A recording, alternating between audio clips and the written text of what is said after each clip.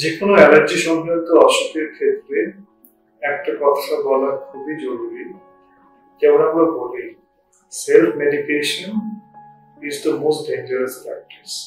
মানে নিজের থেকে নিজের মতন করে ওষুধ খাওয়া, সেটা কিন্তু তার মধ্যে রিস্ক প্রচুর বেশি। মানে অ্যান্টিবায়োটিক নিজের থেকে খাওয়া উচিত না। সেরকমই যখন অ্যালার্জির সমস্যা হচ্ছে, নিজের থেকে ওষুধ খেয়ে নিলাম বা কোনো দোকানে গিয়ে বলে কিছু ওষুধ নিয়ে নিলাম, সেটা করবেন না। কারণ কি, অ্যালার্জি হচ্ছে একটা ডিজিজ যেটা বিভিন্ন সিস্টেমকে ইনভলভ করে থাকে। পার্টিকুলার পয়েন্ট অফ টাইম সেটা একটা পার্টিকুলার ম্যানিফেস্টেশন, পার্টিকুলার সিমটম নিয়ে আসে। তার মানে এই নয় যে অসুখটা সেইটুকুর মধ্যেই সীমাবদ্ধ আছে, আন্ডারলাইন অসুখটা কিন্তু একটা বড় আকারে আছে।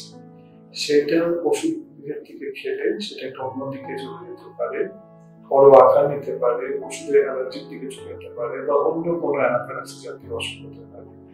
এই জন্য সবসময় উচিত তার কোনো চিকিৎসকের সঙ্গে পরামর্শ করা।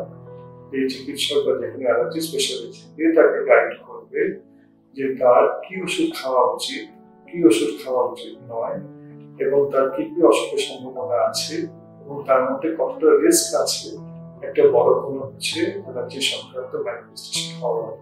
সেই বুঝে সেই ডাক্তার ওষুধ দেন এবং সেই পরামর্শ অনুযায়ী তাকে ফলো করতে হয়।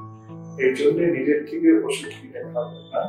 সবসময় যে কোনো অ্যালার্জি ডিজিজের ক্ষেত্রে আপনাকে একটু বেশি সচেতন হতে হবে, এবং তার জন্য আপনাকে চিকিৎসকের পরামর্শে ট্রিটমেন্টটা করাতে হবে। এটা আপনার সেফটি এবং এটা আপনার পরিবারের সকলের সেফটির জন্য।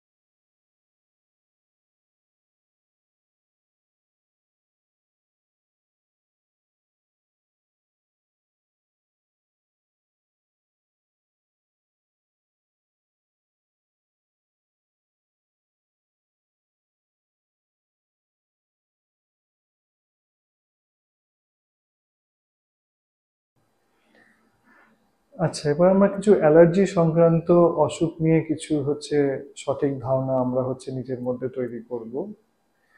প্রথমেই যেটা বলার, অ্যালার্জি কিন্তু একটা পার্টিকুলার অসুখ নয়। অ্যালার্জি কিন্তু একটা অসুখের প্যাথোফিজিওলজিক্যাল পাথওয়ে, মানে সেই অসুখটা কিভাবে হচ্ছে সেইটার একটা হচ্ছে কারণ। এখন সেটা বিভিন্ন অর্গানে বিভিন্নভাবে ম্যানিফেস্ট করতে পারে। স্কিনে হলে সেটা হতে পারে যে র্যাশ হচ্ছে, চুলকাচ্ছে, যেটাকে আমরা আর্টিকেরিয়া বা অ্যাটোপিক ডার্মাটাইটিস বলি। সেই অ্যালার্জি যখন আমাদের ফুসফুসের মধ্যে হয়, সেটা যখন আমরা অ্যালার্জিক অ্যাজমা বলি। অ্যালার্জির অসুখ যখন নাকের মধ্যে হয়, তখন আমরা অ্যালার্জিক রাইনাইটিস বলি। সাইনাসে হলে অ্যালার্জিক রাইনোসাইনোসাইটিস হয়।